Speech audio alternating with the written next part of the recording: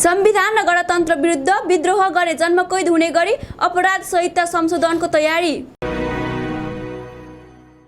सरकारले नेपालको संविधान र लोकतान्त्रिक गणतन्त्र विरुद्ध हुने गतिविधिलाई राज्य विरुद्धको जघन्य कसुरका रूपमा कानुनी मान्यता दिने तयारी गरेको छ।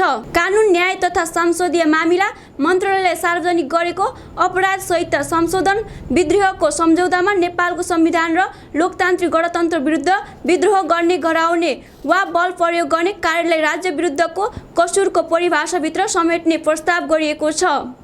प्रस्तावित व्यवस्था पारित भएमा संविधान र गणतन्त्र विरुद्ध गतिविधिमा संलग्न ठहरिएका व्यक्तिलाई जन्मकैदसम्मको सजाय हुन सक्नेछ। यससँगै सरकारले अपराध संहिता अन्य केही व्यवस्थामा पनि संशोधन प्रस्ताव गरेको छ। पीडितलाई दिने क्षतिपूर्तिलाई सजायको सूचीबाट हटाइने प्रस्ताव गरिएको छ भने बालबालिकालाई सम्बन्धित व्यवस्था पनि परिवर्तनका लागि तयार गरिएको छ।